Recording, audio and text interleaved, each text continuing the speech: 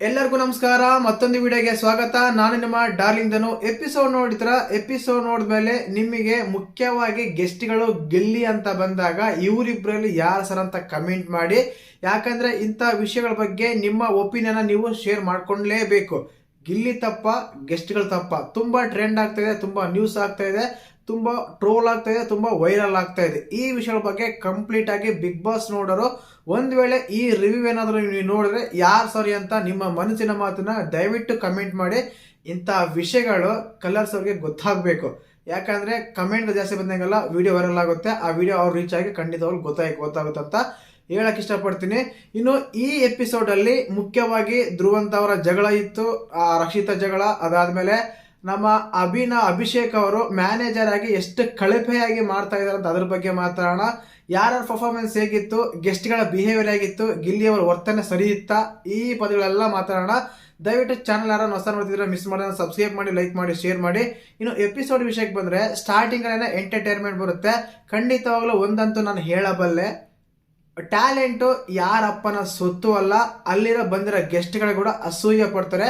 ಗಿಲ್ಲಿಯವರ ಒಂದು ಟ್ಯಾಲೆಂಟ್ ನೋಡಿ, ಡ್ಯಾನ್ಸ್ ಆಗಿರ್ಬೋದು, ಒಂದು ಆಂಕರಿಂಗ್ ಆಗಿರ್ಬೋದು, ಅನುಕರಣೆ ಆಗಿರ್ಬೋದು, ಮಾತಾಡೋದಾಗಿರ್ಬೋದು, ಸಖತ್ತಾಗಿ ಮಾಡ್ತಾನೆ, ಅದ್ಭುತವಾಗಿ ಮಾಡ್ತಾನೆ. ಬೇರೆ ಮಾತೇ ಇಲ್ಲ. ಈ ವ್ಯಕ್ತಿ ಒಬ್ಬ ಅಸಾಮಾನ್ಯ ವ್ಯಕ್ತಿ ಅಂತಾನೆ ಹೇಳ್ಬೋದು. ಕಾರಣ ಏನಂದ್ರೆ ಒಬ್ಬ ವ್ಯಕ್ತಿಗೆ ಒಂದೋ ಎರಡೋ ಟ್ಯಾಲೆಂಟ್ ಇರ್ತವೆ. ಬಟ್ ಈ ವ್ಯಕ್ತಿಗೆ ಏನಂದ್ರೆ ಇಂಪ್ರೇಟಿಂಗ್ ಮಾಡ್ತಾನೆ, ಕಾಮಿಡಿ ಮಾಡ್ತಾನೆ, ಅದಾದ್ಮೇಲೆ ಡ್ಯಾನ್ಸ್ ಮಾಡ್ತಾನೆ, ಅದಾದ್ಮೇಲೆ ಡೈಲಾಗ್ ಹೊಡಿತಾನೆ, ಆಂಕರಿಂಗ್ ಮಾಡ್ತಾನೆ. ಏನು ಐಕ್ಯೂ ಲೆವೆಲ್ ಇದೆ. ಇವೆಲ್ಲವೂ ಇದಾವೆ. ಸೂಪರ್ ಆಗಿ ಟ್ಯಾಲೆಂಟು ಮಾತ್ರ ತಾಕತ್ತಿಗೆ ತಗ್ಗಷ್ಟೇ ಇದೆ. ಅಷ್ಟು ಚೆನ್ನಾಗಿ ಮಾಡ್ದ ಅಂತ ಹೇಳ್ಬೋದು ಗಿಲ್ಲಿ. ಯಾಕಂದ್ರೆ ಆ ಸ್ಟೇಜ್ ಮೇಲೆ ಅಲ್ಲಿ ನಿಂತ್ಕೊಂಡು ಅಶ್ವಿನಿ ಅವರು 1 ನಿಮಿಷ 2 ನಿಮಿಷ ಮಾತಾಡಿದ್ರೆ, ಗಿಲ್ಲಿ ಮಾತ್ರ ರೋಸ್ಟ್ ಮಾಡೋಣ ಅಂತ ಹಿಡ್ಕೊಂಡು ಸುಮಾರಾಗಿ 3-4 ನಿಮಿಷ ನಿಂತ್ಕೊಂಡು ಅಲ್ಲಿ ರೋಸ್ಟ್ ಮಾಡ್ತಾ ಇದ್ದ. ಆ ಕಂಟೆಸ್ಟೆಂಟ್ಗಳಿಗೆ ಒಬ್ಬೊಬ್ರು ಮುಖ ನೋಡಬೇಕು, ಮಸಿಯಾಗಿತ್ತು, ಮಾಡಿ ಹೋಗಿತ್ತು ಅಂತ ಹೇಳ್ಬೋದು. ಆ ರೀತಿ ಟ್ರೋಲ್ ಮಾಡ್ತಾ ಇದ್ದ, ಆ ರೀತಿ ರೋಸ್ಟ್ ಮಾಡ್ತಾ ಇದ್ದ. ರೋಸ್ಟ್ ಮಾಡೋ ಬರದಲ್ಲಿ ಖಂಡಿತವಾಗ್ಲೂ ಎಡುವುದ ಕೆಲವು ಪದಗಳು ಬೇಕಾಗಿಲ್ಲ. ಇದು ಆಕ್ಚುಲಿ ಮೊದಲ ದಿನದ ಎಪಿಸೋಡ್ ಅಲ್ಲೇ ರೆಕಾರ್ಡ್ ಆಗಿರುತ್ತೆ. ನಮ್ಗೆ ಇವತ್ತು ತೋರಿಸಿದ್ದಾರೆ. ಅಷ್ಟೇನಿಲ್ಲ. ಬಟ್ ಇವ್ರಿಗೆ ಆ ಸ್ಟೇಜ್ ಮೇಲೆ ಮಾತಾಡಕ್ಕಾಗ್ಲಿಲ್ಲ. ಬಟ್ ಮನೆ ಒಳಗೆ ಹೋದ್ಮೇಲೆ ಅದನ್ನೆಲ್ಲ ಇದು ಮಾಡ್ತಾರೆ. ಸರಿ, ಅದ್ರ ಬಗ್ಗೆ ಮಾತಾಡೋಣ. ಸಖತ್ತಾಗಿ ಮಾಡ್ತಾ ಅವ್ರ ಮುಖಗಳಂತೂ ಮಸಿಯಾಗಿತ್ತು, ಮಾಡೋಗಿತ್ತು ಅಂತಾನೆ ಹೇಳ್ಬೋದು ಗೆಸ್ಟ್ಗಳ ಬಗ್ಗೆ. ಅದಾದ್ಮೇಲೆ ಅಲ್ಲಿನ ಡ್ಯಾನ್ಸ್ ಮಾಡ್ಬೇಕಾದ್ರೆ ಧನು ಆಗಿರ್ಬೋದು, ಸೂರಜ್ ಆಗಿರ್ಬೋದು, ನಮ್ಮ ರಘು ಆಗಿರ್ಬೋದು, ಗಿಲ್ಲಿ ಆಗಿರ್ಬೋದು, ಅಲ್ಲಿನ ಧ್ರುವಂತ್ ಆಗಿರ್ಬೋದು, ಮಾಳು ಆಗಿರ್ಬೋದು, ಸೂಪರ್ ಅಂದ್ರೆ ಸೂಪರ್, ಎಕ್ಸಲೆಂಟ್. ಅವ್ರಿಗೆ ಬಂದಷ್ಟು ಅವರ ರೀತಿಯಲ್ಲಿ ತುಂಬಾ ಅದ್ಭುತವಾಗಿ, ಅಚ್ಚುಕಟ್ಟಾಗಿ, ಆಕರ್ಷವಾಗಿ, ಅಮೇಝಿಂಗ್ ಆಗಿ ಚೆನ್ನಾಗಿ ಮಾಡಿದ್ರು ಅಂತ ಹೇಳ್ಬೋದು. ಅದರಲ್ಲಿ ಹೈಲೈಟ್ ಆಗಿದ್ದು ಮಾತ್ರ ತುಂಬಾ ಅಂದ್ರೆ ಮಾಡೋರು ಚೆನ್ನಾಗಿತ್ತು, ಒಂದು ಓಲ್ಡ್ ಸ್ಟೈಲು. ಅದೇ ರೀತಿಯಾಗಿ ಗಿಲ್ಲಿ ಅವ್ರದ್ದು, ಧನು ಅವ್ರು ಕೂಡ ತುಂಬಾ ಅದ್ಭುತವಾಗಿತ್ತು. ಯಾಕಂದ್ರೆ ಅಲ್ಲಿ ನೋಡಿದ್ರೆ ಆ ಗಿಲ್ಲಿ ಆ ಫಾಸ್ಟೆಸ್ಟ್ ಡ್ಯಾನ್ಸ್ ಮಾಡಿದಾಗ ಮಾತ್ರ ತುಂಬಾ ಚೆನ್ನಾಗಿ ಕಾಣ್ತಾ ಇತ್ತು. ಆ ರಘು, ಸೂರಜ್ ಇವರಾಗಿರ್ಬೋದು, ಬಟ್ ಅನ್ಅಫಿಷಿಯಲ್ ಆಗೋದ್ರು, ಡ್ಯಾನ್ಸ್ ಬರ್ದೇ ಇದ್ರು ಕೂಡ ಮ್ಯಾನೇಜ್ ಮಾಡ್ಕೊಂಡು ಸಖತ್ತಾಗಿ ಮಾಡ್ತಾರೆ. ಅದಾದ್ಮೇಲೆ ಫೀಮೇಲ್ಸ್ ಅಂತ ಬಂದಾಗ ನಮ್ಮ ರಕ್ಷಿತಾ ಶೆಟ್ಟಿ ಮಾತ್ರ ತುಂಬಾ ಕ್ಯೂಟ್ ಆಗಿ ಮಿಡಲ್ ಅಲ್ಲಿ ನಿಂತ್ಕೊಂಡು ಸೂಪರ್ ಆಗಿ ಹೆಡ್ ಹೊಡಿತಾ ಇದ್ರು, ತುಂಬಾ ಚೆನ್ನಾಗಿ ಕಾಣ್ತಾ ಇದ್ರು. ಆ ಸಾಂಗಿಗೂ ಅವ್ರು ಮಾಡೋ ಡ್ಯಾನ್ಸ್ಗೂ ತುಂಬಾ ಕ್ಯೂಟ್ ಆಗಿತ್ತು, ಅದ್ಭುತವಾಗಿತ್ತು, ಅಚ್ಚು ಚೆನ್ನಾಗಿದೆ ಅಂತಾನೆ ಹೇಳ್ಬೋದು. ಇನ್ನು ಅದಾದ್ಮೇಲೆ ಇಬ್ರು ಆಂಕರಿಂಗ್ ಆದ್ರು. ಅಶ್ವಿ ಮೇಡಮ್ ಅವರು ಪರವಾಗಿಲ್ಲ, ಅವ್ರಿಗೆ ಬಂದಷ್ಟು ಅವರು ತೋರಿಸಷ್ಟು ಚೆನ್ನಾಗಿ ಮಾಡ್ತಾ ಇದ್ರು. ಇನ್ನು ಅದಾದ್ಮೇಲೆ ಗಿಲ್ಲಿ ಡ್ಯಾನ್ಸ್ ನೋಡಿ ಅಲ್ಲಿರೋರೆ ಕಂಟೆಸ್ಟೆಂಟ್ಗಳೇ, ಕಾವ್ಯ ಆಗಿರ್ಬೋದು, ಧನು ಆಗಿರ್ಬೋದು, ಇವರೆಲ್ಲ ತುಂಬಾ ಎಂಜಾಯ್ ಮಾಡ್ತಾ ಇದ್ರು. ಅಷ್ಟು ಚೆನ್ನಾಗೆಲ್ಲ ಡ್ಯಾನ್ಸ್ ಮಾಡ್ತಾ ಇದ್ರು. ನಮ್ಮ ರಕ್ಷಿತನ ಅಲ್ಲಿ ಜಡ್ಜರ್ನ ಕರ್ಕೊಂಡು ಹೋಗಿ ಎಲ್ಲ ಡ್ಯಾನ್ಸ್ ಎಲ್ಲ ಮಾಡಿಸ್ತಾರೆ. ತುಂಬಾ ಚೆನ್ನಾಗಿ ಪರ್ಫಾರ್ಮೆನ್ಸ್ ಇತ್ತು. ಆ ಡೈಲಾಗ್ಗಳು ಹಂಗೆ ಇತ್ತು. ಬಟ್ ಇಲ್ಲಿ ಏನ್ ಗೊತ್ತಾ, ಅವ್ರನ್ನ ಗಿಲ್ಲಿ ಉರಿಸಿದ್ದು ಯಾಕಂದ್ರೆ ಗಿಲ್ಲಿ ಅವರು ಆ ರೀತಿ ಮಾತಾಡಿದಾಗ ಇದು ಸಭ್ಯತೆ ಇಲ್ಲ ಗಿಲ್ಲಿ, ಆ ರೀತಿ ಎಲ್ಲ ಮಾತಾಡಬೇಡ ಅಂತ ಏನಾದ್ರು ಅವರು ಗೆಸ್ಟ್ಗಳು ಏನಾದ್ರು ಹೇಳಿದ್ರೆ ಗಿಲ್ಲಿ ಅಲ್ಲಿಗೆ ಸ್ಟಾಪ್ ಮಾಡ್ತಿದ್ದ, ಮುಂದೆ ಕಂಟಿನ್ಯೂ ಆಗ್ತಿರ್ಲಿಲ್ಲ. ಗಿಲ್ಲಿ ಯಾವ ಕೌಂಟರ್ ಕೊಡ್ತಾರೋ ಆಗ ರೀಕೌಂಟರ್ ಬರ್ತಾ ಇದೆ. ರೀಕೌಂಟ್ ಆದಾಗ ಅದೇನಾಗುತ್ತೆ ಅಂದ್ರೆ ಕೆಟ್ಟದಾಗಿ ಪೋಟ್ರೆ ಆಯ್ತು, ಇಲ್ಲ ಅಂತಲ್ಲ. ಬಟ್ ಇಲ್ಲಿ ಬಿಗ್ ಬಾಸ್ ಕೂಡ ಮಧ್ಯದಲ್ಲಿ ಎಂಟ್ರಿಫೇರ್ ಆಗಿ ಏನ್ ಮಾಡ್ತಾ ಇದ್ರ, ಮಾಡ್ತಾ ಇದ್ರ, ಅತಿಥಿಗಳೇ ಗ್ರೇಟ್ ಅಂತೆಲ್ಲ ಏನೋ ಒಳ್ಳೆ ಏನೋ ಉರಿಯೋ ಬೆಂಕಿಗೆ ತುಪ್ಪ ಆಗ್ದಂಗಿತ್ತು ಬಿಗ್ ಬಾಸ್ ಅವ್ರ ಕಡೆಯಿಂದ. ಆಕ್ಚುಲಿ ಅವ್ರಿಗೂ ಹೇಳ್ಬೇಕಾಯ್ತು, ಅತಿಥಿಗಳ ತರ ಇರಬೇಕು ಅಂತ ಹೇಳಿದ್ರೆ ಅದು ಚೆನ್ನಾಗಿರ್ತಿತ್ತು. ಬಟ್ ಇವ್ರು ಮಾತ್ರ ಕ್ಲಾಸ್ ತಗೊಂಡು, ಅದು ಎಕ್ಸ್ಪೆಷಲಿ ಗಿಲ್ಲಿ ಅವ್ರಿಗೆ ಬಿಗ್ ಬಾಸ್ ಕ್ಲಾಸ್ ತಗೊಂಡಿಲ್ಲ. ಅಲ್ಲಿರೋ ಮ್ಯಾನೇಜರು, ಕಂಟೆಸ್ಟೆಂಟ್ಗಳು ಕ್ಲಾಸ್ ತಗೊಂಡು ಹಾಗೆ ಮಾಡಿದ್ರು. ಅದಾದ್ಮೇಲೆ ಇರೋ 12 ಜನಗಳು ಅವ್ರ ಮೇಲೆ ಮುಗಿದು ಬಿದ್ದು ಒದ್ದು ಓಡಿಸ್ರು ಅಂದ್ರೆ ಒಂದು ಲೆವೆಲ್ಗೆ. ಬಟ್ ನಿಮ್ಗಿನ್ನ ನೋಡಿಲ್ಲ, ಮಿಡ್ ನೈಟ್ ಅಲ್ಲಿ ನೋಡಿದಾಗ ತುಂಬಾ ಇತ್ತದ್ರಲ್ಲಿ. ಒಂಥರ ಸ್ವಲ್ಪ ಬೇಜಾರು ಕೂಡ ಆಗ್ತಾ ಇತ್ತು. ಆ ರೀತಿ ಎಲ್ಲ ಮಾಡ್ತಾ ಇದ್ರು. ಅಲ್ಲಿನ ಕಂಟೆಸ್ಟೆಂಟ್ಗಳಾಗಿರ್ಬೋದು, ಗೆಸ್ಟ್ಗಳಾಗಿರ್ಬೋದು, ಗಿಲ್ಲಿ ಮೇಲೆ ಬ್ಲೇಮ್ ಮಾಡ್ತಾ ಇದ್ರು. ಇನ್ನು ಅದಾದ್ಮೇಲೆ ಮುಖ್ಯವಾಗಿ ಮತ್ತೆ ರಜತ್ ಅವ್ರ ಮನೆಯೊಳಗೆ ಹೋಗಿ, ನಿನಗೆ ಮನುಷ್ಯನ ಜಾತಿ ಮನುಷ್ಯನ ಜಾತಿ ಒಂದ್ಸಲ ಅರ್ಥ ಮಾಡ್ಕೊಂತಾನೆ, ಮನುಷ್ಯನ ತೊಡೆ ತಟ್ಟು ಇನ್ನೊಂದೆಲ್ಲ ಪದಗಳೆಲ್ಲ ಯೂಸ್ ಮಾಡ್ತಾ ಇದ್ರು. ಇವ್ರು ಒಳ್ಳೆ ಪುಡಿ ರೌಡಿ ತರ ಮಾತಾಡ್ತಾರೆ. ಇವರು ಗಿಲ್ಲಿ ಬಗ್ಗೆ ಹೇಳೋ ಒಂದು ಅರ್ಹತೆನೇ ಇಲ್ಲ. ಯಾಕಂದ್ರೆ ಫಸ್ಟ್ ಆಫ್ ಆಲ್ ನಿಮ್ಮ ಬಾಯಲ್ಲೇ ಒಳ್ಳೆ ಪದಗಳು ಬರಲ್ಲ. ನೀವು ಹೆಣ್ಮಕ್ಳ ಬಗ್ಗೆ, ಚೈತ್ರ ಅವ್ರ ಬಗ್ಗೆ, ಗೋಲ್ಡ್ ಸುರೇಶ್ ಅವ್ರ ಬಗ್ಗೆ ಯಾವ ರೀತಿ ಅಣಕಿಸಿದ್ರ, ಯಾವ ರೀತಿ ಮಾತಾಡಿದ್ರ, ಯಾವ ರೀತಿ ಎಲ್ಲ ಸ್ಟೇಟ್ಮೆಂಟ್ಗಳೆಲ್ಲ ಕೊಟ್ಟಿದ್ರ ಅಂತ ನಾವು ತುಂಬಾ ನೋಡಿದೀವಿ ಗುರು. ನೀನೇ ಸಾಚ ಅಲ್ಲ ಅಂತಾನೆ ಡೈರೆಕ್ಟಾಗಿ ಎಲ್ಲ ಕಮೆಂಟ್ಸ್ಗಳೆಲ್ಲ ಬರ್ತಾ ಇದೆ. ಅದಕ್ಕೆ ಕಮೆಂಟ್ ಬಾಕ್ಸ್ ಆಫ್ ಮಾಡಿದಾರೆ. ಅಂದರೆ ಒಂದ್ಸಲ ಥಿಂಕ್ ಮಾಡಿ ಯಾವ ಲೆವೆಲ್ಗೆ ಅವ್ರು ರುಬ್ಬಿರ್ಬೋದು ಅಂತ ಗಿಲ್ಲಿ ಫ್ಯಾನ್ಸ್ ಅಂತ ಅರ್ಥ ಮಾಡ್ಕೊಳ್ಳಿ. ಇನ್ನು ಮಂಜಣ್ಣ ಕೂಡ ಸ್ವಲ್ಪ ಓವರಾಗಿ ಮಾತಾಡ್ತಾ ಇದ್ದ. ಇವ್ರಿಗೆ ಮಲಿಯಾರಿಯ ಅಂದಿದ್ದು, ಕಣ್ ಕಾಣಲ್ಲ ಅಂದಿದ್ದು, ಅವ್ರನ್ನ ಇಮಿಟೇಟ್ ಮಾಡಿ ಆಗಿದ್ದು, ನೀವು ಹೊರಗಡೆ ಹೋಗಿ ಸೂಜಿ ಹಾಕ್ಸ್ಬೇಕು ಅನ್ಕೊಂಡಿದ್ದು, ಬಿಟ್ಟಿ ಊಟ ತಿಂದ್ರೆ ಅಂದಿದ್ದು, ಇವೆಲ್ಲ ಮಿಕ್ಸ್ಗಳಾಗಿದ್ದಾವೆ. ಎಕ್ಸ್ಪೆಷಲಿ ಆ ಕ್ಯಾಪ್ರಮ್ ರೂಮ್ ಕರ್ಕೊಂಡು ಹೋದಾಗ ಅವ್ರು ಆಡಿದ ಮಾತುಗಳಿಂದವೋ ಅವು ಅಂದ್ರೆ ವಿಚಿತ್ರ ಖಚಿತ್ರವಾಗಿದ್ದಾವೆ. ನಿಮ್ಮನ್ನು 5 ಜನ ನನಗೊಂದು ಲೆಕ್ಕನೇ ಅಲ್ಲ ಅನ್ನೋ ರೀತಿಗೆಲ್ಲ ಗಿಲ್ಲಿ ಮಾತಾಡೋ ಟಾಂಟ್ ಕೊಟ್ಟಿರ್ತಾನೆ. ಆ ಒಂದು ಕಾರಣಕ್ಕೆ ಇವ್ರಿಗೆ ಎಲ್ಲೆಲ್ಲೋ ಏನೇನೋ ಆಗಿದೆ, ಅದಕ್ಕೆ ಉರಿದಿದೆ. ಇವ್ರು ಆ ರೀತಿ ಎಲ್ಲ ಮಾತಾಡ್ತಾ ಇದ್ದಾರೆ. ಇನ್ನು ಅದಾದ್ಮೇಲೆ ಎಪಿಸೋಡ್ ಹೈಲೈಟ್ ಆಗಿದ್ದೇನೆಂದ್ರೆ, ನಮ್ಮ ಅಭಿ ಅವರು ಇವ್ರು ಯಾವ ಕಾರಣಕ್ಕೆ ಮ್ಯಾನೇಜರ್ ಆಗಿದ್ದಾರೋ ಏನೋ ಗೊತ್ತಿಲ್ಲ.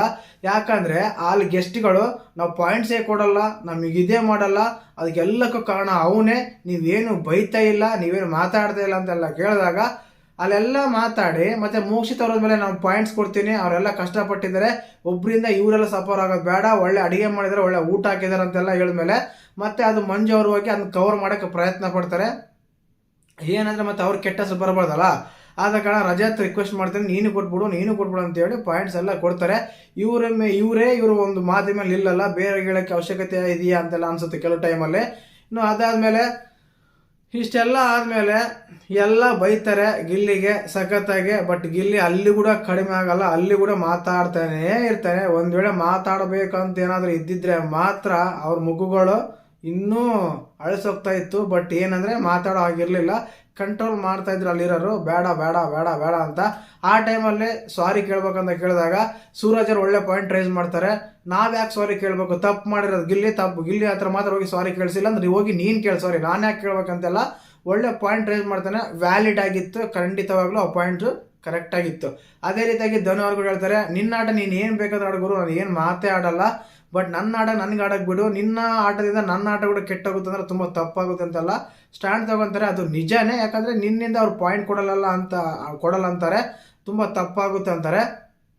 ನೀವು ಆ ರೀತಿ ಹೇಳ್ದೇನೆ ಸರ್ ಅವ್ನು ತಪ್ಪು ಮಾಡಿದ್ದಾರೆ, ಅವ್ರಿಗೆ ಮ್ಯಾನೇಜರ್ ಎಲ್ಲ ಶಿಕ್ಷೆ ಕೊಡ್ಕೊತಾರೆ, ಬಟ್ ನೀವು ಅತಿಥಿಗಳಾಗಿ ಬಂದಾಗ ಅತಿಥಿಗಳ ಥರ ಆಲೋಚನೆ ಮಾಡಿ ನೀವು ಅದ್ಭುತವಾಗಿ ಕೊಡ್ಬೋದಾಗಿತ್ತು. ಅಂದ್ಬಿಟ್ಬಿಟ್ಟು ಒಬ್ಬರ ಮೇಲೆ ಹೀಗೊಂದು ತಗೊಂಡು ಇನ್ನೊಬ್ಬರ ಮೇಲೆ ರುದ್ದೋದು ಸರಿ ಇರಲ್ಲ ಅಂತ ಅವ್ರ ಮೇಲೆ ಕೂಡ ಮಾತಾಡ್ಬೋದು ಆಗಿತ್ತು. ಬಟ್ ಬಿಗ್ ಬಾಸ್ ಕಡೆಯಿಂದ ಯಾವಾಗಾದ್ರೂ ಒಂದು ಕಾಲ್ ಬಂದು ನೀವು ಅತಿಥಿಗಳು ನೋಡ್ಕೊತಾ ಇಲ್ಲ, ಅತಿಥಿಗಳು ಇದು ಮಾಡ್ತಾ ಇಲ್ಲ, ಹಾಗೆ ಅಂತೆಲ್ಲ ಕೇಳಿದಾಗ ಅಲ್ಲಿ ಏನಾಗುತ್ತೆ ಅಂದರೆ ಆಲ್ಮೋಸ್ಟ್ ಅಲ್ಲಿ ಎಲ್ಲರಿಗೂ ಭಯ ಆಗುತ್ತೆ, ಮಾತಾಡೋಕ್ಕಾಗಲ್ಲ. ಅಲ್ಲಿ ಆಗಿದ್ದು ಕೂಡ ಅದೇ.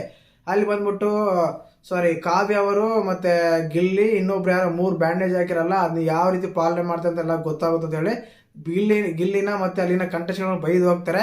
ಇದನ್ನೇ ಅರ್ಥ ಮಾಡ್ಕೋಬೇಕು. ಶನಿವಾರ ಕಿಚ್ಚ ಸರ್ ಜೊತೆ ಗಿಲ್ಲಿಗೆ ಸಖತ್ ಗರಂ ಕಜ್ಜಾಯ ಕೊಡ್ತಾರೆ ಅಂತಾನೆ ಎಕ್ಸ್ಪೆಕ್ಟ್ ಮಾಡ್ಬೋದು ನಾವು. ಇನ್ನೆಲ್ಲ ಆದಮೇಲೆ ಇವರೆಲ್ಲ ಮಾತಾಡ್ಕೊಂಡು ಸ್ಯಾಕ್ರಿಫೈಸ್ ಮಾಡ್ದಂಗೆ ಇನ್ನೇನೋ ಮಾಡ್ದಂಗೆಲ್ಲ ಹೋಗಿ ಪಾಯಿಂಟ್ಸ್ ಎಲ್ಲ ಕೊಡ್ತಾರೆ. ಕೊಟ್ಟ ಮೇಲೆ ಶುರುವಾಗುತ್ತೆ ಪಾಯಿಂಟ್ಸು. ಬಟ್ ಇಲ್ಲಿ ಕೂಡ ತುಂಬ ಫೇವರಿಸಮ್ ಮಾಡ್ತಾರೆ ಅಂತ ಹೇಳ್ಬೋದು. ಓಕೆ, ಸೂರಜ್ ಅವರು ಮತ್ತು ರಘು ಅವ್ರಿಗೆ ಪಾಯಿಂಟ್ಸ್ ಎಲ್ಲ ಕೊಡ್ತಾರೆ 150. ಬಟ್ ಕಾವ್ಯ ಅವ್ರು ಕೊಡಲ್ಲ, ಗಿಲ್ಲಿ ಕೊಡಲ್ಲ, ಧ್ರುವಂತ್ ಅವ್ರಿಗೆ ಎಲ್ಲರಿಗೂ ಕೊಡ್ತಾರೆ. ಬಟ್ ಆಲ್ಮೋಸ್ಟ್ ಅಲ್ಲಿ ಇವ್ರಿಬ್ರಿಗೆ ಕೊಡಲ್ಲ ಅಂತ ಅನಿಸುತ್ತೆ, ಕಾವ್ಯಗೆ ಗಿಲ್ಲಿಗೆ. ಅಲ್ಲಿ ಸ್ಪಂದನ ಅವ್ರು ಏನು ಮಾಡಿದಾರೋ ಗೊತ್ತಿಲ್ಲ. ಸ್ಪಂದನ ಅವ್ರು ಎಷ್ಟು ಕೆಲಸ ಮಾಡಿದಾರೋ ಅಷ್ಟು ಕೆಲಸ ಕಾವ್ಯ ಕೂಡ ಮಾಡಿದ್ದಾರೆ. ಬಟ್ ಏನೋ ಗೊತ್ತಿಲ್ಲ, ಅವರು ಹೇಳಿದ ಮಾತು ಕೇಳ್ತಾ ಇದ್ರಂತೆ. ಏನಿಲ್ಲ ಗುರು, ಅವಾಗ ಮಾತಾಡೋಕೆ ಜೊತೆಗೆ ಸಿಗ್ತಾರ ಅಂತ ಹೇಳ್ಬಿಡಲ್ಲ, ಸುಮ್ಮನೆ ಏನು ರೀಸನ್ಸ್ ಎಲ್ಲ ಕೊಡ್ತೀರ. ಲಾಸ್ಟ್ ವೀಕೆಂಡ್ ತಗೊಂಡು ಹೋಗಿ ಕಳಪೆ ಕೊಟ್ರಿ, ಉತ್ತಮ ಕೊಟ್ರಿ, ಏನು ಮಾಡಿಲ್ಲ ಅಂತ. ಇವಾಗೇನು ಈಕ್ವಲ್ ಆಗಿ ಕೆಲಸ ಮಾಡಿದ್ದಾರೆ. ರಾಶಿ, ಕಾವ್ಯ, ಸ್ಪಂದನ ಅವ್ರಿಬ್ರಿಗೇನೋ ಪಾಯಿಂಟ್ ಕೊಡ್ತಾರೆ, ಇವ್ರಿಗೇನೋ ಪಾಯಿಂಟ್ ಕೊಡಲ್ಲ. ಇಲ್ಲಿ ಕಾರಣ ಇಷ್ಟೇ, ನಾಮಿನೇಟ್ ಮಾಡಿರ್ತಾರೆ ಅಭಿಷೇಕ್ ಅವರ, ಕಾವ್ಯ ಅವರು ಸಿಂಪಲ್ಲು, ಆ ಕಾರಣಕ್ಕೆ ಕೊಡಲ್ಲ ಅಂತ ಎಕ್ಸಾಕ್ಟಾಗಿ ಗೊತ್ತಾಗುತ್ತೆ. ಪಾಯಿಂಟ್ಸ್ ಎಲ್ಲ ಡಿವೈಡ್ ಮಾಡ್ತಾರೆ, ಗಿಲ್ಲಿ ಕೊಡಲ್ಲ. ಅದ್ರ ಬಗ್ಗೆ 1% ಕೂಡ ಥಿಂಕ್ ಮಾಡೋರು ಗಿಲ್ಲಿ. ಹೋಗ್ರ ನೋಡಿದ್ದೀನಿ ಅನ್ನೋ ಒಂದು ಆ್ಯಟಿಟ್ಯೂಡ್ ತೋರಿಸ್ತಾ ಇರ್ತಾನೆ. ಅದು ನೋಡಿದ್ರೆ ಅವ್ರಿಗೆ ಇನ್ನೂ ಉರಿಯುತ್ತೆ ಗುರು, ಹಂಗೆ ಅನಿಸ್ತಾ ಇತ್ತು. ಇನ್ನು ಅದಾದ್ಮೇಲೆ ಮುಖ್ಯವಾಗಿ ಮಿಡ್ ನೈಟ್ 4 ಗಂಟೆ ಹಂಗೆ ಆಗಿರುತ್ತೆ. ಆ ಟೈಮಲ್ಲಿ ನಮ್ಮ ಧ್ರುವಂತ್ ಅವ್ರು ಹೊಸ ನಾಟಕ ಶುರು ಮಾಡ್ತಾರೆ ಗುರು. ಆ ನಾಟಕ ಬೇಕಾಗಿತ್ತು ಆ ಟೈಮಲ್ಲಿ ಅಂತ ಅನಿಸ್ತಾ ಇತ್ತು. ಅದು ಕೂಡ ಆ ಹುಡುಗಿ ಹತ್ರ, ಚಿಕ್ಕ ಹುಡುಗಿನೇ, ಏಜ್ ಲಿಮಿಟ್ ಇದೆ, ತುಂಬ ಚಿಕ್ಕ ಹುಡುಗಿನೇ. ಧ್ರುವಂತ್ ಅವ್ರ ಮೆಚೂರಿಟಿಗೆ ಆ ಹುಡುಗಿ ಹತ್ರ ಆ ರೀತಿ ಮಾತ್ರ ಅವಶ್ಯಕತೆನೇ ಇರಲಿಲ್ಲ. ಹೇ ಅಂತಾನೆ ಮೈಯೆಲ್ಲ ಹಿಂಗೆಲ್ಲ ಆಡಿಸ್ತಾನೆ, ಹಿಂಗೆ ಆಟಿಟ್ಯೂಡ್ ತೋರಿಸ್ತಾನೆ, ಹಿಂಗೆ ತೋರಿಸ್ತಾನೆ, ಇನ್ನೇನೋ ಮಾಡ್ತಾನೆ ಆ ಹುಡುಗಿ ಹತ್ರ. ಆ ಹುಡುಗಿ ಯಾವ್ದು ರೀತಿ ಬಿಹೇವ್ ಮಾಡ್ತಾರೆ ಆ ರೀತಿ ಎಲ್ಲ ಮಾತಾಡ್ತಿರ್ತಾರೆ. ಸಿಂಪಲ್ ಆಗಿ ಹೇಳ್ಬಂದ್ರೆ ರಕ್ಷಿತ್ ಅವರು ಬೆಟ್ರ್ ಮೆಚೂರಿಟಿ ಅಂತ ಹೇಳ್ಬೋದು. ಯಾಕಂದ್ರೆ ಅವ್ರಿಗೆ ಹೋಲಿಸ್ಕೊಂಡ್ರೆ ರಜತ್ ಅಂತ ನೋಡಿ, ಧ್ರುವಂತ್ ಅವ್ರಿಗೆ ಹೋಲಿಸ್ಕೊಂಡ್ರೆ ಬೆಸ್ಟ್ ಅಂತ ಹೇಳ್ಬೋದು. ಯಾಕಂದ್ರೆ ಆ ರೀತಿಯಲ್ಲಿ ವರ್ತನೆ ಮಾಡಲ್ಲ. ಪ್ಲೇಟ್ ತಂದಿಕ್ಕಿರ್ತಾರೆ, ಸುಮ್ಮನೆ ಅಲ್ಲಿ ಇಟ್ಟೋದ್ರೆ ಆಯ್ತು, ತಗೊಂಡೋಗಿ ಅದರಲ್ಲಿ ಹಾಕೋದು, ಪೇಪರ್ ಹಾಕೋದು, ಟಿಶ್ಯೂ ಹಾಕೋದು, ಅದೆಲ್ಲ ಹೇಳಿದ್ರೆ ಅಂದರೆ ನೀನು ಜಾಸ್ತಿ ಮಾತಾಡಬೇಡ, ನೀನೆಲ್ಲ ಜಾಸ್ತಿ ಮಾತಾಡಬೇಡ, ನೀನು ಹಂಗೆ ಮಾತಾಡಬೇಡ, ನೀನು ಹಿಂಗೆ ಮಾತಾಡಬೇಡ ಅಂತೆಲ್ಲ ಜಗಳ ಆಡ್ತಾರೆ. ಆ ಟೈಮಲ್ಲಿ ಎಲ್ಲರೂ ಬರ್ತಾರೆ. ಮತ್ತು ಮಾಳು ಮತ್ತು ನಮ್ಮ ಧ್ರುವಂತರು ಕೂಡ ರೈಸ್ ಆಗ್ತಾರೆ. ಅಲ್ಲಿ ಮಾಳು ರೈಸ್ ಆಗೋಕ್ಕೆ ಕೂಡ ವ್ಯತ್ಯಾಸ ಇತ್ತು, ರೈಸ್ ಆಗೋಕ್ಕೆ ಕೂಡ ಕಾರಣ ಇತ್ತು. ಯಾಕಂದರೆ ಅವರೇನೋ ಬೆಲ್ ಬಾಯ್, ಇವರೇನೋ ಹೌಸ್ ಕೀಪಿಂಗ್, ಅವ್ರು ಅವ್ರ ಕೆಲಸ ಎಲ್ಲ ಮಾಡ್ಕೊತಾರೆ. ಅವ್ರ ಕೆಲಸ ಏನೇ ಥರ ಅವ್ರು ಮಾಡ್ಕೊತಾರೆ. ಮಧ್ಯದಲ್ಲಿ ಇಂಟರ್ಫಿಯರ್ ಆಗಿ ನೀವು ಮತ್ತೆ ಅವ್ರ ಹತ್ರ ಇದು ಮಾತಾಡಿ ಅದು ಮಾತಾಡಿ ಎಲ್ಲ ಬೇಕಿತ್ತ ಗುರು. ಯಾವಕ್ಕೆ ರಕ್ಷಿತ ಮೇಲೆ ಗ್ರಜ್ ಮೇಲೆ ಮಾಡ್ತಾರ ಅಂತ ಏನೋ ಗೊತ್ತಿರಲ್ಲ. ಮಾಡಿದ್ದಂತೂ ಸತ್ಯ. ಯಾಕೆಂದರೆ ತುಂಬ ಅದು ವರೆಸ್ಟಾಗಿ ಬಿಹೇವ್ ಇತ್ತು. ಆ ಟೈಮಲ್ಲಿ ಕ್ಯಾಪ್ಟನ್ ರೂಮ್ ಕರ್ಕೊಂಡು ಹೋಗಿ ಅವ್ರನ್ನ ಹಾಗೆ ಹೀಗೆ ಏನೋ ಅಂತೆಲ್ಲ ಕಂಟ್ರೋಲ್ ಮಾಡಿ ಕೂಲ್ ಮಾಡಿಸ್ತಾರೆ. ಬಟ್ ಆ ಟೈಮಲ್ಲಿ ಮಾಳವ್ರು ಜಗಳ ಆಡ್ತಾರೆ. ಅವ್ರು ಜಗಳ ಆಡೋದಕ್ಕೆ ಸಂಬಂಧ ಇತ್ತು. ಇವನು ಅಂತೆಲ್ಲ ಮಾತಾಡ್ತಾರೆ ಧ್ರುವಂತ್ ಅವರು. ಇಲ್ಲಿ ಬಿಗ್ ಬಾಸ್ ಮೇಲೆ ಇನ್ನೊಂದೇನಂದ್ರೆ ಧ್ರುವಂತ್ ಅವ್ನು ಯಾರು ನಂಬಲ್ಲ. ಇವೆಲ್ಲ ನೋಡಿದ್ಮೇಲೆ ಅನಿಸ್ತಾ ಇದ್ದಾರೆ ಧ್ರುವಂತ್ ಅವ್ರು ಎತ್ತಾರೆ ಈ ವಾರ ಅನಿಸುತ್ತೆ. ಇನ್ನು ಬೆಳಿಗ್ಗೆ ಸಾಂಗ್ ಹಾಕ್ತಾರೆ, ಹುಡುಗಿ ಸಾಂಗ್ ಒಂದು ಒಳ್ಳೆ ಸಾಂಗ್ ಹಾಕ್ತಾರೆ. ಇನ್ನು ಸಾಂಗ್ ಹಾಕಿದ ಮೇಲೆ ಎಲ್ಲ ಡಿಸ್ಟ್ರಿಬ್ಯೂಟ್ ಮಾಡ್ತಾರೆ. ಗಿಲ್ಲಿ ಅವ್ರು ಫಸ್ಟ್ ಬಂದ್ಬಿಟ್ಟು ಪ್ಲೇಟ್ ತಗೊಂಡು ನಾನು ಸರ್ವ್ ಮಾಡ್ತೇನೆ ಅಂತಾರೆ. ಎಲ್ಲರಿಗೆ ನೀರು ಬಿಸಿನೀರು ಎಲ್ಲ ಮಾಡ್ತಾ ಇರ್ತಾರೆ. ಬಟ್ ನೈಟಲ್ಲಿ ಇಷ್ಟೆಲ್ಲ ಆಗಿರುತ್ತಲ್ಲ, ಅದ್ರ ಬಗ್ಗೆ ಒಂದು ಕ್ಲಾರಿಟಿ ಕೊಡ್ತಾ ಇರ್ತಾರೆ, ಹಾಗೆ ಹೀಗೆ ಅಂತ. ನಾನು ಮಾಡ್ಬೇಕು ಅನ್ಕೊಂಡಿರಲ್ಲ, ಅದೇನೋ ತಮಾಷೆ ಮಾಡೋಕ್ಕೆ ಅಮಾಸೆ ಆಗ್ಬಿಡುತ್ತೆ ಅಂತ ತ್ರಿವಿಕ್ರಮ್ ಅಂತ ಕ್ಲಾರಿಫೈ ಮಾಡ್ತಾರೆ. ತುಂಬ ಚೆನ್ನಾಗಿ ಆಡ್ತೀಯಾ ಗುರು, ಚೆನ್ನಾಗಿ ಆಡ್ತಿದ್ಯಾ, ಸ್ವಲ್ಪ ಕಂಟ್ರೋಲ್ ಆಗಿರೋ ಅಂತೆಲ್ಲ ಟಿಪ್ಸೇ ಹೇಳ್ತಾರೆ ನಮ್ಮ ತ್ರಿವಿಕ್ರಮ್ ಅವರು ಗಿಲ್ಲಿ ಅವ್ರಿಗೆ. ಇನ್ನು ಅದಾದಮೇಲೆ ಪೂಜೆ ಮಾಡೋ ಸಂದರ್ಭ ಬರುತ್ತೆ. ಆ ಸಂದರ್ಭದಲ್ಲಿ ರಕ್ಷಿತ್ ಅವ್ರು ಏನೋ ಪೂಜೆ ಮಾಡ್ತಾರೆ. ಡೈಲಿ ಧ್ರುವಂತ್ ಅವರೇ ಪೂಜೆ ಮಾಡ್ತಾರೆ. ನಿನ್ನೆ ಒತ್ತಿ ಹಾಕಿದ್ರಂತೆ, ಇವತ್ತು ಇನ್ನೊಂದ್ಸಲ ಹಾಕಲಿ ಬಿಡಿ. ಪ್ರಾಬ್ಲಮ್ ಏನಾಗುತ್ತೆ, ನಿಮ್ಗೆ ಏನಾದರೂ ಪ್ರಾಬ್ಲಮ್ ಆಗುತ್ತಾ? ಅವ್ರು ಏನು ಕೆಲಸ ಏನೋ ಮಾಡ್ಕೊತಾರೆ, ಸುಮ್ಮನೆ ಬಿಟ್ಟಿದ್ರೆ ಆಗೋದು. ಅದು ವಿಷಯ ಕೂಡ ಮತ್ತೆ ಖ್ಯಾತಿ ತೆಗಿತಾರೆ. ಆ ಟೈಮಲ್ಲಿ ಮಂಜು ಅವ್ರು ಇಂಟರ್ಫಿಯರ್ ಮಾಡಿ, ನೀನು ಪೂಜೆ ಮಾಡು, ನಾನಿದ್ದೀನಿ, ಪ್ರಾಬ್ಲಮ್ ಏನವರೆಗೆ ಪೂಜೆ ಮಾಡಿದ್ರೆ ಅಂತೆಲ್ಲ ಹೇಳ್ತಾರೆ. ತುಂಬ ಸಖತ್ತಾಗಿ ಇತ್ತು. ಇನ್ನು ಅದಾದಮೇಲೆ ಆ ಕಾಯಿನ್ ಸಂಚಿತಾಯಿತು, ಅವ್ರ ಗೆಳೆಗಳಾಯಿತು. ಇನ್ನು ಇವ್ರ ಬಗ್ಗೆನೇ, ಗಿಲ್ಲಿ ಅವ್ರ ಬಗ್ಗೆನೇ ಹಾಗೆ ಹೀಗೆ ಅಂತ ಬಿಸಿನೀರು ತಗೊಂಬ, ಗ್ಲಾಸ್ ತಗೊಂಬ ಅಂತೆಲ್ಲ ಹೇಳಿದಾಗ ಏನು ಮಾಡ್ತಾ ಇದ್ದಾನೆ, ಹಾಗೆ ಮಾಡ್ತಾ ಇದ್ದಾನೆ, ಹೀಗೆ ಮಾಡ್ತಾನೆ ಅಂತೆಲ್ಲ ರೇಗಾಡ್ತಾರೆ. ಬಟ್ ಅವ್ರನ್ನ ತಮಾಷೆ ಮಾಡೋಕ್ಕೆ ಕರೆದು ಇವಾಗೆಲ್ಲ ಹಿಂಗೆ ಹೇಳ್ತಾರೆ, ಗ್ಲಾಸೇ ಬೇಕಾಗಿಲ್ಲ, ಆದರೂ ಕೂಡ ಈ ರೀತಿ ಎಲ್ಲ ಮಾತಾಡ್ತಾರೆ ಅಂತೆಲ್ಲ ಹೇಳಿದಾಗ ಹೋಗ್ಲಿ ಬಿಡು ಅಂತ ಹೇಳಿದಾಗ ಮತ್ತೆ ನಮ್ಮ ಮ್ಯಾನೇಜರ್ ಅದನ್ನೇ ಹೇಳ್ತಾರೆ, ಇನ್ನೊಂದ್ಸಲ ಈ ರೀತಿ ಮಾಡಬಾರ್ದು, ಇನ್ನೊಂದ್ಸಲ ಈ ರೀತಿ ಎಲ್ಲ ಮಾತಾಡಬಾರ್ದು ಅಂತೆಲ್ಲ ಆರ್ಡರ್ ಮಾಡ್ತಾರೆ. ಆ ಆರ್ಡರ್ ಮಾಡೋದು ಬಿಟ್ಟರೆ ಬೇರೆ ಏನೂ ಗೊತ್ತಾಗಲ್ಲ ಇವ್ರಿಗೆ ಅಂತ ಹೇಳ್ತಾರೆ. ಯಾಕಂದ್ರೆ ಸ್ವಂತ ಬುದ್ಧಿನೇ ಇಲ್ವಾ? ಅಲ್ಲಿ ನೀವು ಗೆಸ್ಟ್ಗಳನ್ನು ಕೂಡ ಮಾತಾಡ್ಬೋದು. ಸರ್ ನೀವು ಗೆಸ್ಟ್ಗಳ ಥರ ಇದ್ದೀರಾ ನೋಡಿ ಸರ್, ಹಂಗೆ ಸರ್ ಅಂತ ನೀವೆಲ್ಲ ಒಳ್ಳೆ ಮಾತಿಂದ, ಒಳ್ಳೆ ಟಾಣ್ ಕೊಡ್ತಾರೆ, ಸಭ್ಯತೆಯಿಂದ ನೀವು ರೋಸ್ಟ್ ಮಾಡ್ಬೋದು. ಅವ್ರನ್ನ ಅವಕಾಶ ಕೂಡ ಇದೆ. ಅದನ್ನ ಬಿಟ್ಬಿಟ್ಟು ಎಲ್ಲ ಕೆಲಸಕ್ಕೂ ಗಿಲ್ಲಿ ನೀನು ತಪ್ಪು, ಗಿಲ್ಲಿ ನಿಂತ್ಕೊಂಡು ತಪ್ಪು, ಕೂತ್ಕೊಂಡು ತಪ್ಪು, ನಡೆದಾಡೋದು ತಪ್ಪು, ಓಡಾಡೋದು ತಪ್ಪು, ಮಾತಾಡೋದು ತಪ್ಪು, ಏನು ಮಾಡಿದ್ರು ತಪ್ಪು. ಟೋಟಲ್ ಆಗಿ ಗಿಲ್ಲಿ ಅಂದರೆ ತಪ್ಪು ಅಂದರೆ ಗಿಲ್ಲಿ ಅನ್ನೋ ರೀತಿಯಲ್ಲಿ ಮಾಡ್ಬಿಟ್ಟಾರೆ ಬಿಗ್ ಬಾಸ್ ಮನೆಯಲ್ಲಿ. ಆ ಗೆಸ್ಟ್ಗಳು ಹಂಗೆ ಮಾತಾಡ್ತಾ ಇದ್ದಾರೆ, ಇಲ್ಲಿನ ಕಂಟೆಸ್ಟ್ಗಳು ಹಂಗೆ ಮಾತಾಡ್ತಾ ಇದ್ದಾರೆ.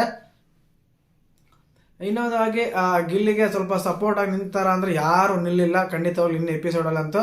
ಇನ್ನು ಅದಾಗುತ್ತೆ. ಇನ್ನು ಅದಾದಮೇಲೆ ಅವರು ಇವ್ರು ರೋಸ್ಟ್ ಮಾಡೋದು, ಟಿಫನ್ ಮಾಡೋದು, ಅದು ತೊಗೊಂಬ ಅನ್ನೋದು, ಇದು ತೊಗೊಂಬ ಅನ್ನೋದೆಲ್ಲ ಮಾಡ್ತಾ ಇರ್ತಾರೆ. ಟೋಟಲ್ ಆಗಿ ಎಪಿಸೋಡ್ ಮಾಡಿದ್ದು ಅಷ್ಟೇ. ಆ ವಿಷಯದಲ್ಲಿ ಮಧ್ಯದಲ್ಲಿ ನಮ್ಮ ಚೈತ್ರ ಒಂದು ಹೊಸ ಹೊಸ ಖ್ಯಾತಿ ತೆಗಿತಾರೆ ಅಂತಲೇ ಹೇಳ್ಬೋದು.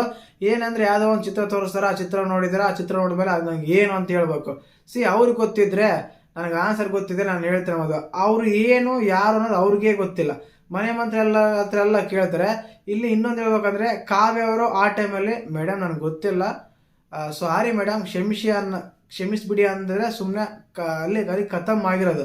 ಅದು ಬಂದ್ಬಿಟ್ಟು ನನಗೆ ಗೊತ್ತಿಲ್ಲ ಮೇಡಮ್, ನನ್ನ ತಲೆಯಲ್ಲಿ ಬುದ್ಧಿ ಇಲ್ಲ, ನಾನು ದಡ್ಡಿ, ಹಾಗೆ ಹೀಗೆ ಅಂತ ಎಕ್ಸ್ಪ್ರೆಷನ್ ಬೇಕಿಲ್ಲ.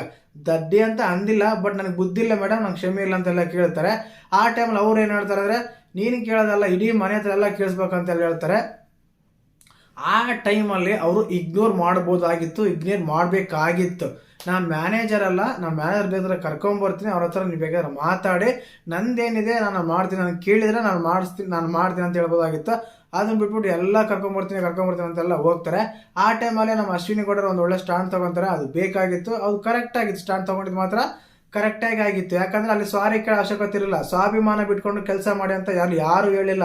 ಇವರು ಒಳ್ಳೆ ಹೆಂಗು ಮಾಡ್ತಾರೆ, ಏನೆಲ್ಲ ಇದು ಮಾಡ್ತಾರೆ ಅಂದರೆ ಖಂಡಿತ ಅವ್ರ ಜನ ತುಳಿದ್ಬಿಡೋ ತೊಳೆ ಸ್ಥಿತಿಗೆ ಬಂದಿದ್ಬಿಟ್ರೆ ಇವರು. ಆ ರೀತಿ ಎಲ್ಲ ಟಾಸ್ಕ್ ಆಡ್ತಾ ಇದ್ದಾರೆ.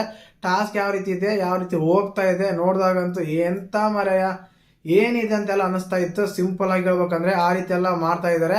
ಅಲ್ಲಿ ಅಶ್ವಿನಿ ಗೌಡರು ಮಾತಾಡಿದಾಗಿರ್ಬೋದು, ಅವ್ರ ಸ್ಟ್ಯಾಂಡ್ ಆಗಿರ್ಬೋದು, ತುಂಬ ಅದ್ಭುತನಾಗಿತ್ತು. ಯಾಕಂದ್ರೆ ತಗೊಳಲ್ಲ, ಅವ್ರು ಹೇಳ್ತಾರೆ ಯಾಕೆ ತೊಗೋಬೇಕು, ನಾನು ತಪ್ಪು ಮಾಡಿರೋದು ನೀನು, ಮಾತಾಡಿರೋದು ನೀನು, ಎಲ್ಲರ ಬಗ್ಗೆನೂ ಸಾರಿ ಅದು ಕೇಳಿಸೋ ಏನಕ್ಕೆ ಕೇಳ್ಕೊಂಬಂದ್ರೆ ಅಂತೆಲ್ಲ ಹೇಳ್ತಾರೆ. ಇಲ್ಲಿ ಇನ್ನೊಂದು ವಿಶೇಷವಾಗಿ ಅಂದರೆ ಅವ್ರ ವಾಯ್ಸ್ ಕೇಳಬೇಕು, ಅವ್ರ ಹತ್ರ ಅವ್ರು ಕೇಳಿಸ್ಬೇಕು, ಅವ್ರು ಟಾಂಟ್ ಕೊಡ್ಬೇಕಂತೆಲ್ಲ ಚೈತ್ರ ಕಾಯ್ತಾ ಇರ್ತಾರೆ. ಅದನ್ನು ಕೇಳಿಸ್ಕೊಂಡು ಅವ್ರು ತೊಗೊಳಲ್ಲ. ಅದು ಕರೆಕ್ಟಾಗಿ ಇತ್ತು ನನ್ನ ಪ್ರಕಾರ. ಅವ್ರು ಹಾಗೆ ಮಾಡ್ಬೋದಾಗಿತ್ತು. ಬಟ್ ಇವರೆಲ್ಲ ಹೋಗಿ ಅಶ್ವಿನಿ ಹತ್ರ ಹಂಗೆ ಮಾತಾಡಿ ಹಿಂಗೆ ಮಾತಾಡಿ ಇನ್ನೊಂದೇನೋ ಮಾತಾಡಿ ಇವರು ಬ್ಲಾಕ್ ಮೇಲ್ ಬೇರೆ ಮಾಡ್ತಾರೆ. ಏನಂದ್ರೆ ಪರದೆ ಎತ್ಬಿಟ್ರೆ ನೀವೆಲ್ಲ ನಾಮಿನೇಟ್ ಆಗ್ತೀರಾ, ಡೈರೆಕ್ಟ್ ನಾಮಿನೇಟ್ ಆಗ್ತೀರಾ ಅಂತ. ನೀವು ಬಿಗ್ ಬಾಸ್ ಆಡಿ ಹೋಗಿರೋರು ಎಂಥ ಕಂಟೆಸ್ಟೆಂಟ್ಗಳಿದ್ರು, ಎಂಥರ ಇದ್ರು ಅಂತೆಲ್ಲ ಕಮೆಂಟ್ಗಳು ಮಾಡ್ತಾ ಇದ್ದಾರೆ.